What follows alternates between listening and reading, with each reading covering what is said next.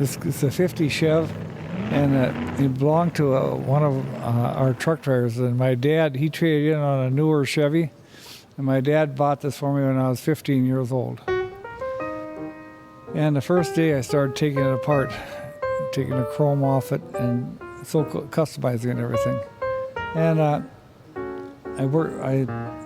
spent $1,700, everything I made for 3 or 4 years, and customized it, and painting and everything. And then I sold it, and I bought it back years later for $3. It was junk. It was nothing. It was just totally. It should have been thrown away, but I decided to hang on to it. There's pieces missing and no running gear, no motor. It was really a rough shape, but I had spread the word that if anybody ever sold it, I wanted to buy it back. Well, a guy had it, and he was going to take it to the junkyard, and he heard that I wanted it, and he called me. And I said, yeah, I'd like to buy it. So what do you want for it? And he said, $2.98. So that's what I gave him.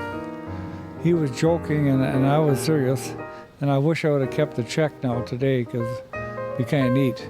And I kept it for many years. And in the 90s, I decided to restore it. So it's pretty much like there's some things I wanted to do I couldn't afford to do, like I couldn't afford flames back in high school. But now it's got flames on it. Otherwise, it's pretty much the way it was back in the 50s. But it's 90-some% original car.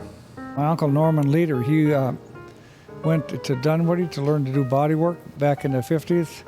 And this had chrome ornaments and stuff on the trunk. And he took all the ornaments, welded the holes up and everything, and they call it metal finishing.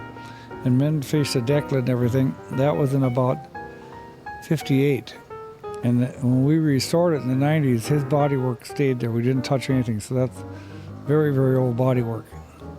And then another uncle of mine painted a little Chinaman on the side. And everybody named their cars something. They always had names back in the 50s, and hung low with it because it's Lord. And we copied that and airbrushed it on this time. And before he died, he was out here looking at it, and there's no brush marks on it because it's airbrushed. And I had told him that that's what he did back in the 50s, and he looked at it real quick and says, that's not my work. I said, no, I know it's not yours, it's a duplicate. But he could tell by looking at it that it wasn't his.